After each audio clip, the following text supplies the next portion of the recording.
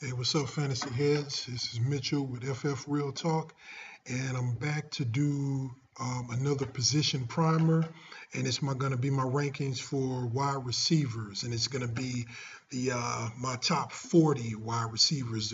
The position is a little more loaded and a little more dependable in terms of the talent pool out there than running backs. That's why I got 10 more that I'm going to speak on. And I'm going to do this one a little different than I just did with the running backs. What I did with the running backs is I ran through the tiers and kind of pointed out a few, but I kind of gave too much detail on a few. And instead, I'm going to run through everybody in the tier and speak on a few things, just a few things on everybody and why, and as we go in order. So I won't really leave anybody out like I did last time. So it's going to be 40 names, but it's going to be much shorter. I'm not going to overload with stats at all because, again, this isn't what this channel is for.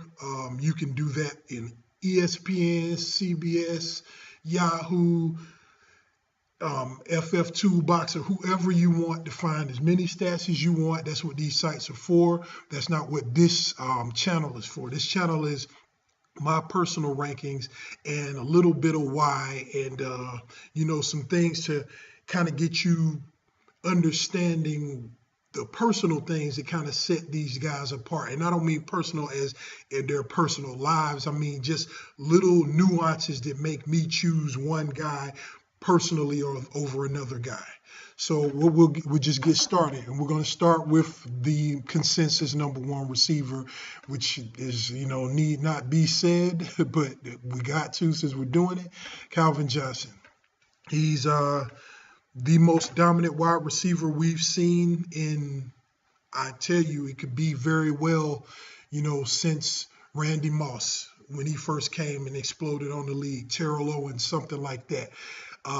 He's bigger than those guys. He's more dominant than those guys. He's nearly, if not as fast, possibly faster than Randy, and he'll go get it just like Randy will. And last year, his points output was nearly the same as Demaryius Thomas, who led the league with 14 TDs. With yards and TDs, he was nearly the same output and played 2 fewer games. That's how much of a monster he is. I mean, the Detroit Lions throw first. They pass first. That's a pass-first offense, and he's the number one option in a pass-first offense with a solid quarterback with Matthew Stafford, the consensus number 4 quarterback. So he's more than solid, but he throws so many interceptions. That's why I said solid as opposed to elite, in my opinion. But Calvin is beyond elite personally. As a receiver, he's so worth it that he's worthy of a first round selection in any given league, and without question. So there's nothing much more need to be said about him. That's your number one pick at a receiver. If you're able to get him, if you're late in the first round and want to get a sure thing, by all means get Calvin. And by the way, he's in a tier by himself. So that's the first tier. Second tier is 4 guys: Demaryius Thomas, Dez Bryant, AJ Green, Brandon Marshall. A little on Demaryius. He's the second receiver. He's a monster in size, and he led the league last year with 14 touchdowns, and it's only going to get bigger. He's in probably the most pass-happy offense besides the Detroit Lions, possibly neck and neck in terms of the Denver Broncos. He has the best quarterback in football throwing to him, and he's the number one option among them. That says it all right there. When you got Peyton Manning, when he had the historic season he had of last year, you can expect some of the numbers to go down for Peyton, and if the numbers go down for Peyton, possibly some of Demaryius' numbers will go down, especially with the addition of Emmanuel Sanders. But with Wes Welker going down, and we don't know how he's going to be in terms of this concussion thing, Demaryius could very well be picking up more slack, him along with Julius Thomas and Emmanuel Sanders. So expect the season near what you saw last year, and probably even more yards output and as many targets. But touchdowns are kind of a fluky thing. You can't necessarily depend on them. 14 touchdowns is a lot. So I would project definitely anywhere from 10 or more. So Demaryius is the consensus number 2 for me, and you know, safe bet across the board. Also, early second round pick in my opinion. Soon after that, Dez Bryant. He's the Dallas Cowboys' #1 option, second in touchdowns last year with 13. You've got a really pass-happy quarterback with Tony Romo, and he's going to be airing it out again this year. And who's he going to be throwing it to more than anybody else? Dez. He's one of the most dependable, athletic, speedy, and talented receivers out there. He's healthy, and he's lost his reputation as being so much of a head case. He's losing it rather. So that makes for more attempts, for more chances rather for him to be more and better than he's been. AJ Green.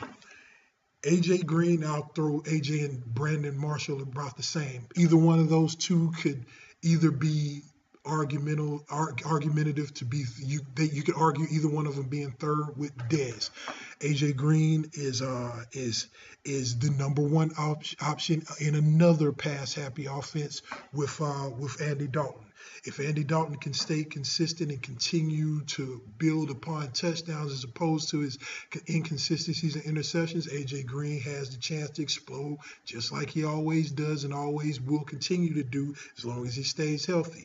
Him along with Giovanni Bernard and along with either Tyler Eifert, or if they continue to use Gresham, it's going to be, again, pass-happy offense, but they're going to run the ball too. But A.J. Green is just a stud all day, and he's been since his rookie year. Continue to see it going.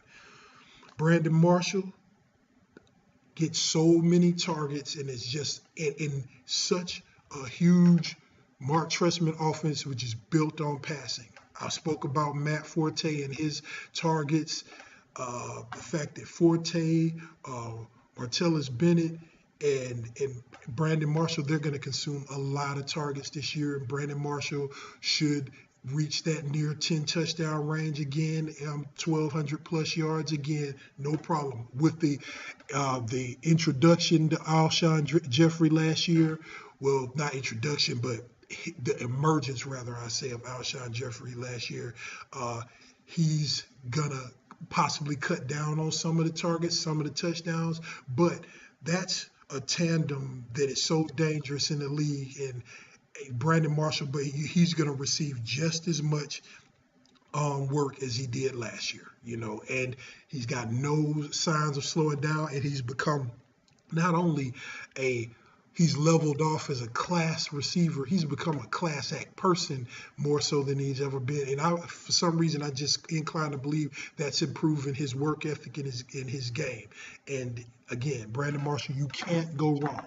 With those first 6 guys, Calvin, in that second tier, any of those guys are what you want in a starting your wide receiver 1.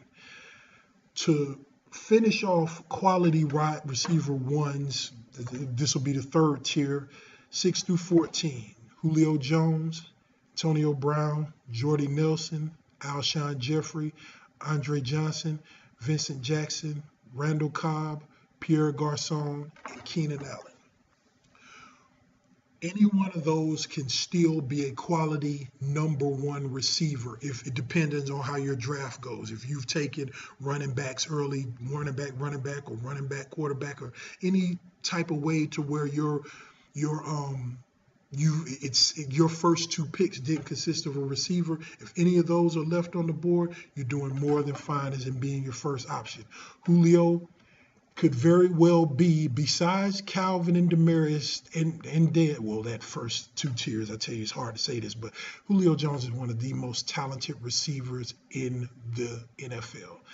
His go-get-em, meaning his leaping ability, his athleticism, and his potential for breakouts in terms of downfield plays is nearly second to none. The only problem with Julio is he stays injured. He's injured all the time. Last year, the year before, ever since he's come in, he's been an injury risk. And though he's deemed 100% healthy now, you just have to wait and see. And it's hard to take him because it's hard to know how he's going to turn out after 3 weeks of production. He's always producing, but he gets hurt. And when there's an injury-prone guy, it's hard to depend on him. But he's that talented to be still the 6th receiver, in my opinion. The only person that will flirt with either being 6th over him, and now that I'm thinking about it, I probably would take him over, is Antonio Brown, which is number 7. Led the league in receiving yards with 1,498, nearly 1,500 receiving yards. The only problem with Antonio Brown is he doesn't get touchdowns like, say, a Demaryius is. He's not always the red zone target in Mike Tomlin's offense, which is okay. You can't be touchdown dependent in fantasy football. You can't be, because it's a fluky thing. There are vultures, running backs that'll take goal line carries from stud running backs. And the same will happen with goal line threats. They'll go to tight ends, they'll go to big bodies, etc. Antonio Brown's a small guy, small, quick, and dependable receiver on the edge downfield. That has always been a problem with him touchdown rise, even when Mike Wallace was there, even when Emmanuel Sanders was there, etc. But look for that to improve this year, because Mike Wallace is long gone. Emmanuel Sanders is now gone. We got Marcus Wheaton on deck and all of that. But this is the year where we find out who Antonio Brown really is. So he's a good, another solid number 1 running back. Jordy Nelson. Aaron Rodgers is, many people feel he is the best quarterback in football, especially real life football, as opposed to fantasy. There's nothing he can't do, and he's got the most accuracy, and he's a downfield threat, strong arm. One of those downfield threats is Jordy Nelson. Playing, and with Randall Cobb playing in the slot alongside him, Jordy Nelson makes things happen in amazing ways, and he's so consistent, and he's fast, and he scores a lot of touchdowns as well as a lot of yards and gets a ton of targets. Very good first running back to have. We mentioned Alshon Jeffery a little while ago alongside Brandon Marshall. He's the best second receiver on a team in the league, and he had over 1,400 yards last season. He was low on touchdowns because, again, he's spreading that among Matt Forte, Martellus Bennett, and Brandon Marshall. So that may creep up. It may level itself out along him and Brandon, but just expect him to have a huge yards output and target output, because that's what matters in fantasy. Andre Johnson, stud, has been a stud all his career. So don't expect any of that to change. He's in an offense where, we're trying to determine, the quarterback situation is iffy, this, that, or the other. We don't know how it's going to level itself out overall, but Andre Johnson's a stud, and he's been that. Injury concerns are aplenty with him, just like many of the studs in Houston. But again, he's been a solid number 1, and he stays a solid number 1. Gives you consistent fantasy output week to week also. So leading to that is the next guy, who is kind of the opposite of that. Vincent Jackson is one of those Demaryius, big Julio type, big go-get-em receivers. He's extremely athletic, huge target, but with Vince, besides some of the guys I mentioned, his fantasy output is inconsistent. He'll have 1 week where he'll get you 20 points, and then the next week he'll get you 3, and then the week after that he'll get you 2, and then that 4th week he'll get you 17, and he's very frustrating to know when to start, but you can't pass up his ownership because he's that good. So with Tampa Bay, Josh McCown's going to be manning it. He's a consistent quarterback, and we'll see how much consistent he is this year. But Vincent Jackson, again, quality guy to own. I'd rather have him as my second receiver, but again, depends on how it goes. He's a very good quality receiver. Randall Cobb, in the slot, very good possession receiver, and kickoff and punt return receiver and all of that. Very quick and very explosive. but injury prone. And he hasn't had a good camp this season. Preseason games, he hasn't been good either. We're expecting that to level off. He'll be better. We'll see how it goes. But Randall Cobb's solid option, especially as a number 2. Pierre Garcon led the league in catches and targets last year. He won't have that this year because he's alongside DeSean Jackson, who will siphon some of that. But Pierre is an extreme talent, been an extreme talent since his days with the Colts. Expect that to continue, especially for the fact that RG3 is not going to be able to run that ball the way he's been doing if he wants to stay healthy. He's going to have to pass it. And his number 1 target is Pierre. Keenan Allen. Keenan Allen is proved himself last year to be a complete beast. 1,000+ yards, 8 touchdowns, came out of nowhere, ripped everybody's head off. And this was in that year where we had all thought coming into the season that Phillip Rivers was done because he had 2 terrible seasons. But Phillip Rivers had somewhat of a reemergence, and it was heavily on the shoulders of Keenan Allen's production. Expect more of the same as that offense gets more and more tuned up, with Ryan Matthews getting going, Danny Woodhead getting going. Keenan Allen is the number 1 option and the sure thing there. The tight end situation is questionable with Gates and Ladarius Green. We got to see where that goes. Keenan Allen is the sure thing. Actually, I'm going to go through the first 20, and then after that, I'm going to skip because this is going to run long if I go through everybody. Roddy White is my number 15. Old, reliable. You can't go wrong with Roddy White. Great number 2 wide receiver. And this year, unlike last year, he's healthy. That's all that matters with Roddy White being a stud is when he's out there catching. It should be a good show this year. We're going to see what Matt Ryan is all about because without Tony Gonzalez, you're really going to find out what the Atlanta offense is. They lost a huge safety valve with Tony Gonzalez missing, in the fold. That we don't even know who's going to be the dependable tight end source there. Tony Gonzalez did everything. Catches, he was a great blocker, everything. They lost that. So it's not going to be the same thing even though Julio's healthy. We're going to see a lot of what the Atlanta offense is. And I think Roddy White will contribute. He should have a good season. I'll do the next 2 together. Larry Fitzgerald and Michael Floyd.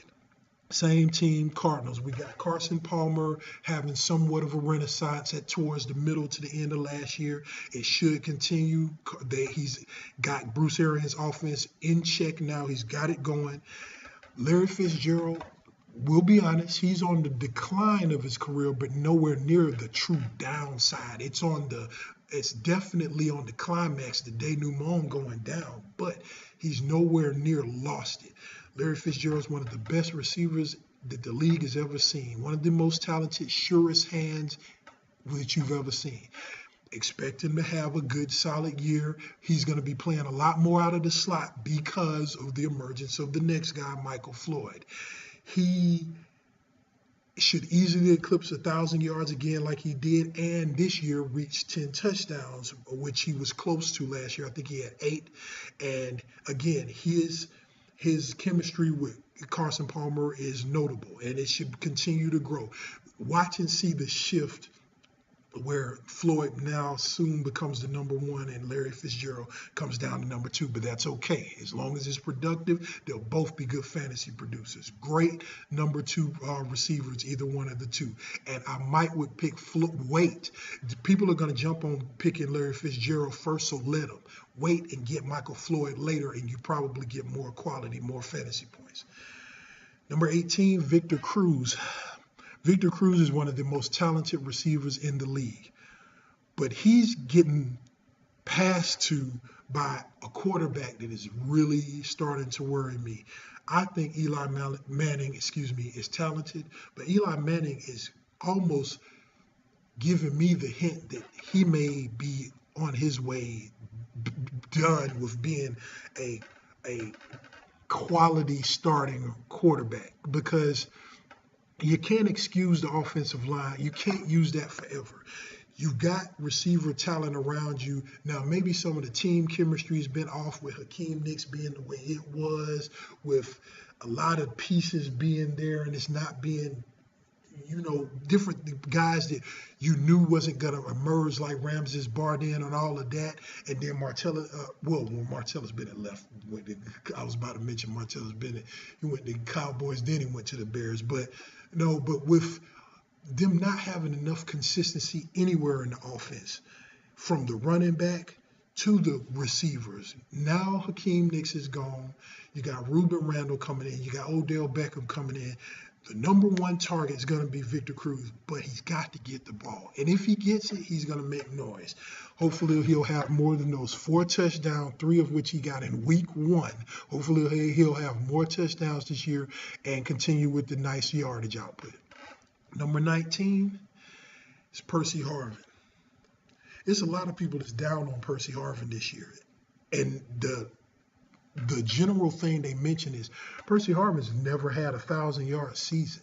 He's never finished a full 16. I don't think he's played 16 games in any season. If it isn't migraines, if it isn't the injury that basically lost him the whole season last year, it's always something with Percy Harvin. But Percy Harvin is one of the most truly talented, not just receivers, football players on the planet. And you can't ignore it. He's presumably 100% healthy. Golden Tate is gone. Russell Wilson has shown some passing skills in this preseason that is ethereal. No one thought that he would be this sharp. And you're looking for the possibility of Percy Harvin being the guy that we always wanted him to be, even with the Vikings. If they can infuse him in the run game and the pass game and utilize him more, I think that Percy Harvin has the potential to be a truly top 10 receiver if he gets the chances, and I think he will. Same with the guy next, number 20. And after this, we're going to start doing some skip around. Actually, no, I'll go to 21 because the person after Michael Crabtree, DeSean Jackson, is the last in the tier. Michael Crabtree, just like Percy Harvin, was never fully healthy last year and has all the talent in the world to be the number one option. This year, he not only has the talent to be, he's going to have to be. Anquan Bolden is not going to be the number one threat. And they got no more of these experiments with older receivers and all that. It's all about Michael Crabtree this year. And he's presumably fully healthy. Colin Kaepernick knows he can't do this running thing all day. And right now, they're kind of sputtering out of control in the offseason. The first team offense hasn't been looking good in the preseason. Not offseason, but preseason, which is the offseason. But the preseason, the San Francisco offense hasn't been looking good, the first team. But expect that to turn around once the first team gets fully going and they put more than a half into something. He's fully healthy, and he should definitely have the breakout season. If he was vaulted to the top of this tier above Roddy White, makes complete sense to me. And definitely, again, a solid second receiver. DeSean Jackson, which ends this tier, is, to me, the least person I would want to have as a second receiver. DeSean Jackson's talent is no question about it. There's no doubts about it. There's no denying it. But he was always a downfield threat in the Eagles offense all the years with Vic or whoever was throwing to him, that he's always so big play dependent. He reminds me of Torrey Smith, player that I never want to own, players that are 100% dependent on a huge play. His talent and the fact that RG3's got to get that thing throwing makes DeSean more of a tempting proposition this year. But I think I would still steer clear personally from him. But his ranking is because of his talent and his ability. So that's the end of that tier. The next tier, Cordarrelle Patterson, Torrey Smith, Julian Edelman, Kendall Wright, T.Y. Hilton, and Emmanuel Sanders. Cordarrelle Patterson is my favorite in this tier. And to me, I would choose him probably depending on how my drafts are going in the tier above over some of those guys. Like right this second, I'd rather have Cordarrelle than DeSean, possibly than Victor Cruz, because Cordarrelle has everything, all the potential to be everything Percy Harvin was in the Vikings, and even more so. He has a role in the running game, and he's an explosive receiver, and he has the potential to be much more. And they have Norv Turner, the genius of offensive production. They're going to use Cordarrelle Patterson this year. They're going to use him more than you ever thought they would have. And he's really going to get things moving, no matter who the quarterback is. People are wondering if it's Castle, if it's Bridgewater. I don't really think it matters too much. Cordarrelle's going to get that ball, and he's going to make things happen with it. He's been having a great preseason, and expect him. He could easily be in top 15 receivers this year, even top 10 with his potential. So target, I've been plucking him. I've been realizing I have to take him earlier than some of his rankings put him. So if you really want him, which I think will pay off, you might have to reach for him, but I think it will pay off. Torrey Smith, I mentioned him a little while ago. Great downfield threat, really talented. Joe Flacco has a big arm, but I never trust having him because he's worse than Vincent Jackson he'll have the 13 points, then the 2 points, the 2 points, the 12 points, the 15. He's a headache to own, but you can't deny his talent with an offense that's going to be somewhat pass happy. So it's something to consider. Julian Edelman, one of the best possession receivers in the league. And more importantly, Tom Brady's #1 option. People right now are really giving Tom Brady the wrong end of the deal. Right now, Tom Brady is ranked in the double-digit rounds of drafts. Like a lot of people are taking Tom Brady. It's either one or two things are happening.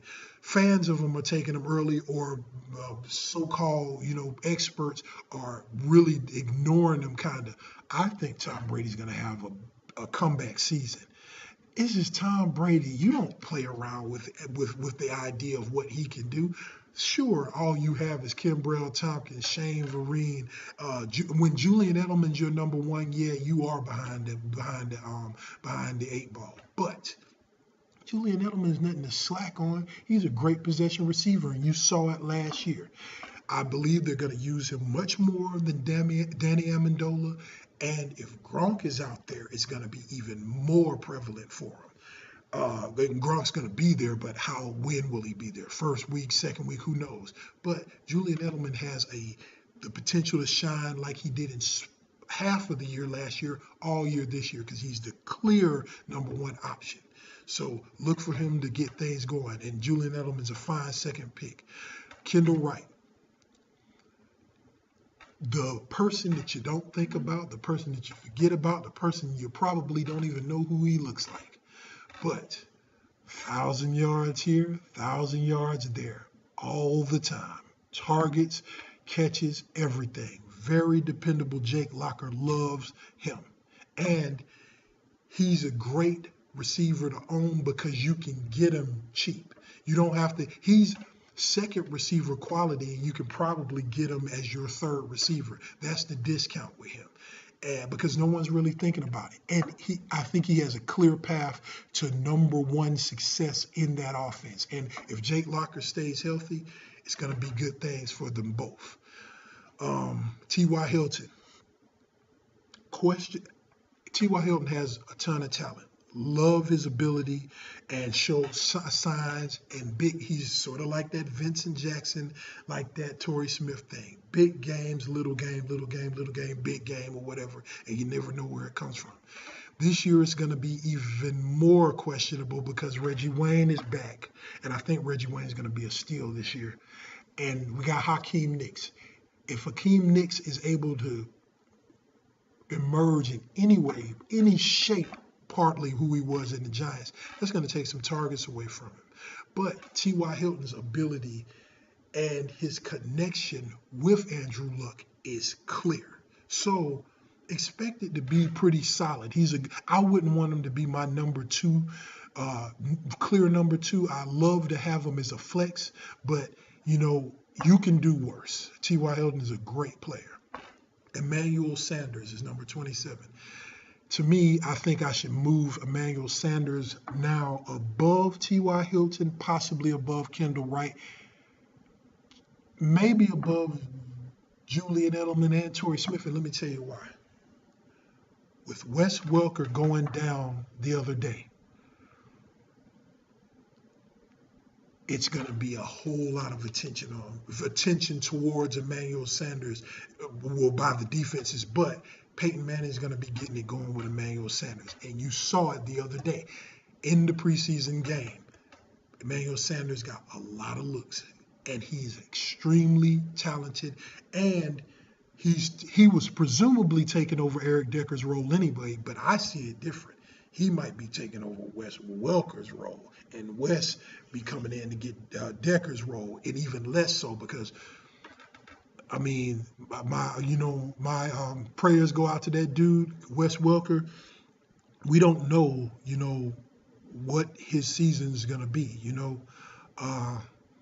It's bigger. It gets to a point where it's bigger than football when things are happening like those concussions he has. So, but be that as it may, Emmanuel Sanders is in line for not only a breakout campaign, but a vaulting campaign. And right now, at this small window, or if you had drafted before now, you've got him at a discount right now, but the secret's out though, so we'll see. And the last tier is 28 through 40, Golden Tate, Eric Decker, Wsh WR, Jeremy Maclin, Reggie Wayne, Brandon Cooks, Sammy Watkins, Anquan Bolden, Marquise Colston, Mike Evans, Riley Cooper, Terrence Williams, and Cecil Shorts. We're going to run through these real quick. So I said I wasn't going to do them all, but I will do them all, but I'm going to do this section real quick. Golden Tate. He's in a great position this year. He's in the pass-happy offense with the Detroit Lions, and he's going to get more targets and more balls thrown his way than he ever had in Seattle. But we don't really know who Golden Tate is. He's never had 1,000 yards. He's never had a super amount of catches or targets. He's supremely talented, and he can make some amazing plays. But this year is where we're gonna find out who he really is. But when you're the clear number two alongside Calvin Johnson, that sets you up for a breakout season. So I'm expecting that, but can't guarantee it because, again, we don't really know who Golden Tate is. We're going to find out this year, though. Eric Decker. Eric Decker might prove to be a steal in this draft because he's going really, really late, but he's the clear number two with the Jets. Number one receiver with the Jets. Jeremy Curley's not going to tap into it. I don't even know if Stephen Hill's still on the team right now. And we see Geno. I think Geno is going to be a surprise this year. Geno is going to have things more consistent this year. And his number one target is Eric Decker. You've seen what he can do. Eric Decker, what Eric Decker's ability is no question. You saw it last year. He's in a new offense, and he's the number one. So everybody had him ranked low because of Geno, but Geno's doing better than you thought he was going to do. So we're going to see. I think Eric Decker might be a steal. So try to wait in your late rounds to get him. And if you get Eric Decker in the late rounds, you're getting a bargain. Wsh WR's number 30. He was in the tier above it and was about after Cordarrelle Patterson's ranking just yesterday. But I went back and did these rankings after that concussion, and we don't know. What I do know is this. It doesn't matter if he plays week 1 or 2 or whatever. My assumption is Wsh WR won't play the entire season, and it probably won't be there when you need him most. So draft Wsh WR with caution. He's supremely talented, probably one of the best slot receivers you've seen in the past decade. But this thing is serious. This concussion thing is no joke with him. And I mean, he could very well start getting some advice from others to consider, stepping away from this thing, and that's real life. And but what we're talking about is fantasy. So with that, you might want to steer clear because he's definitely an injury risk. But he's talented. If you take him as a late flyer because people are passing on him, you could do worse. Which leads to the next guy, another guy that I avoid like Ebola virus in drafts, Jeremy Maclin. I've never liked Jeremy Maclin in terms of he's okay, he could play, but I don't know what way y'all see it, but to me, he's the most hurt player that plays every game that I've ever seen. He may not play all 16 games, but he plays in enough to be frustrating, but you can't use him because he's fighting through it. Sort of like what Roddy White did last year. You tried to play every game, but you wasn't worth a damn because you was hurt.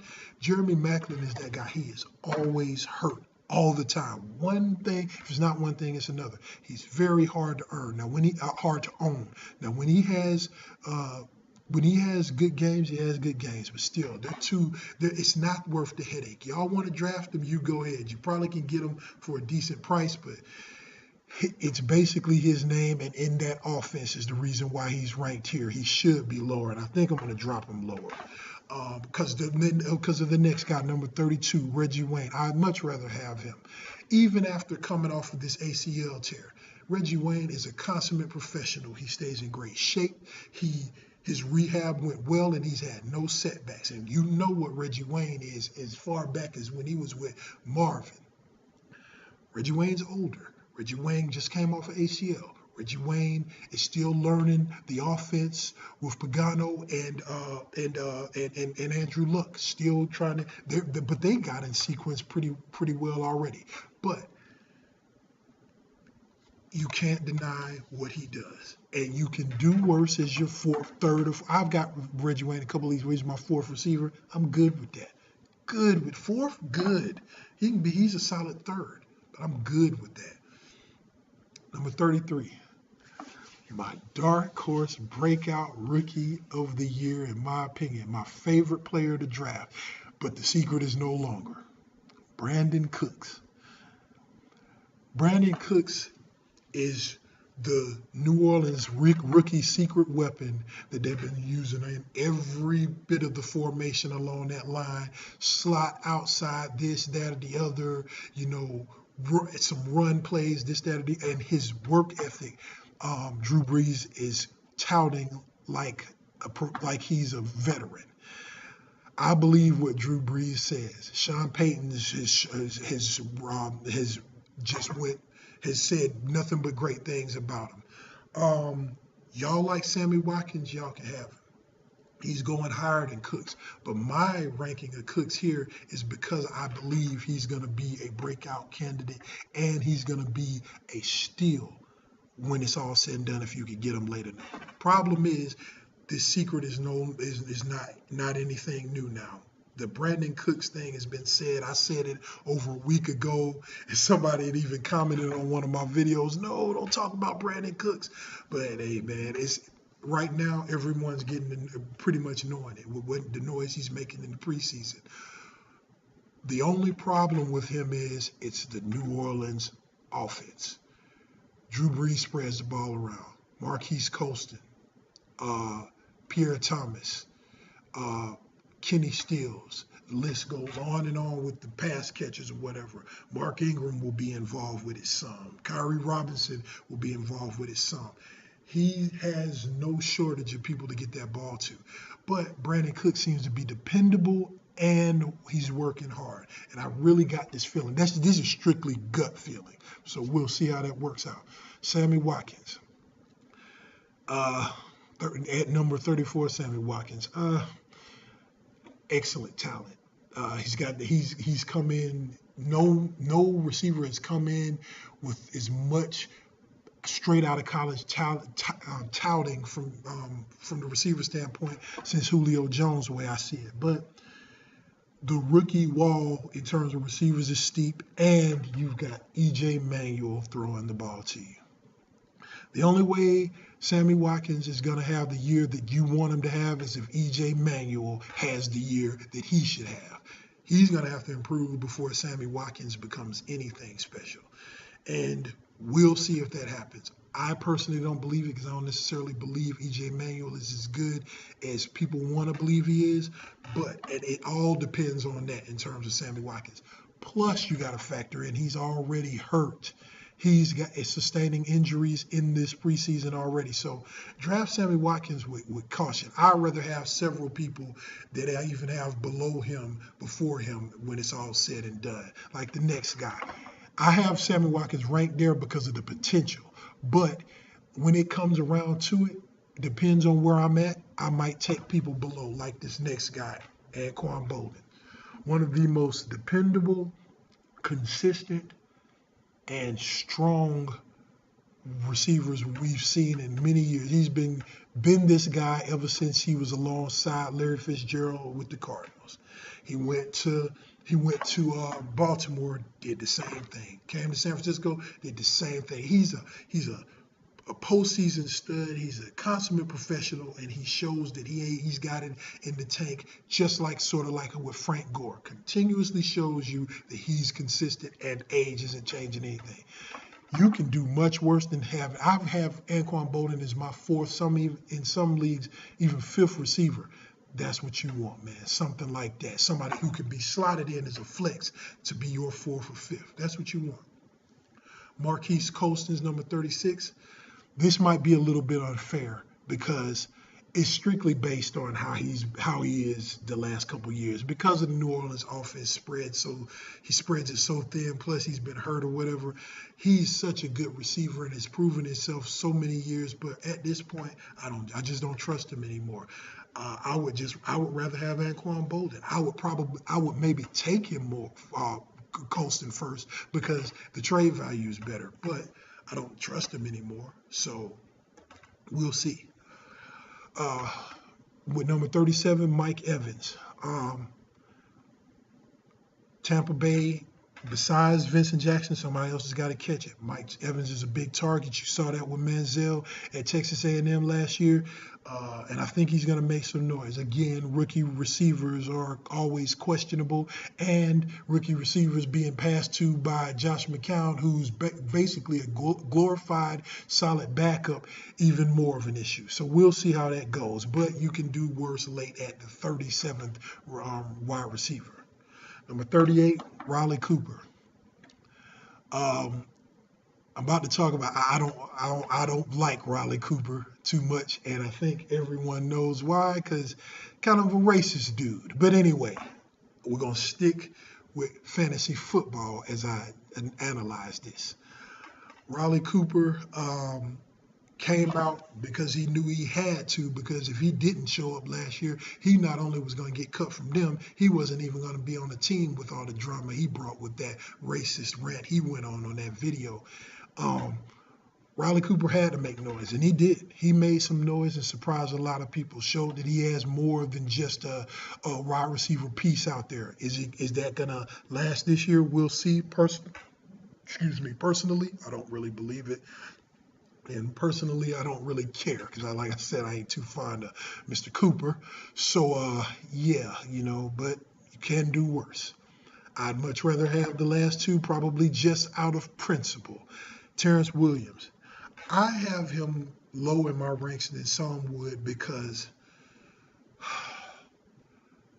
I just didn't see quite enough last year to say that, okay, he deserves to be, where the Reggie Wayne category is in terms of my rankings in the early 30s, because, though he's going to be the number 2 option behind Dez Bryant, alongside Dez Bryant rather, he has all the potential, but we're really just going to have to wait and see. Tony Romo airs it out, so he's going to have all the opportunity in the world. So, actually, he might even be a steal at that point, but I don't have him on any of my teams because I don't trust him enough. It's sort of like DeAndre Hopkins, who didn't make the list, who very well could have. We're just going to have to see. This second year is going to be where I see where DeAndre Hopkins is, and this year is where I'm going to be able to truly evaluate Terrence Williams. And number 40, though at this point, he's hard to deserve it. Cecil Shorts. Extremely talented, and he's showed that he can persevere in a Blaine Gabbert run offense.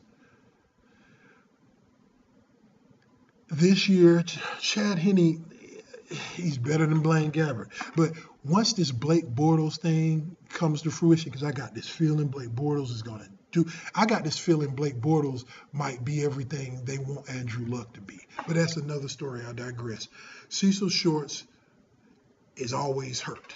He's hurt now. He's hurt then. He's hurt last year. He's hurt probably next week. If he can get healthy, we're talking about a steal of a player. As far as I'm concerned, let Cecil Shorts sit out while the whole year like Blake Bortles and let him get healthy. And then next year when Blake Bortles play Cecil Shorts, and you have a 1-2 tandem that's just classic. So, but you can do worse with taking a flyer if he stays healthy. He's sort of like someone else who missed the boat on this list, Danny Amendola. If they stay healthy, they can do it. But Danny Amendola and him are problems because they don't stay healthy. Okay, either way, this video ran really long. I had 40 names to get through, and I gave a little something about each one. So I hope this gives y'all a little bit of an introduction to, well, not an introduction, that's not the word I was looking for, a bit of a knowledge base of why I, rank these guys the way I rank them. And hopefully it helps you this weekend in your drafts. And I'm going to try to have the quarterbacks and tight ends done tomorrow, as well as defense and kickers done tomorrow. So again, subscribe to the channel. Like, if you got any questions, ask it below. Follow me on Twitter at FFRealTalk. And if you want to email me at ffheads@gmail.com, and I'll answer your questions as soon as I can. So, till next time, happy drafting and good luck to you. Have a good one.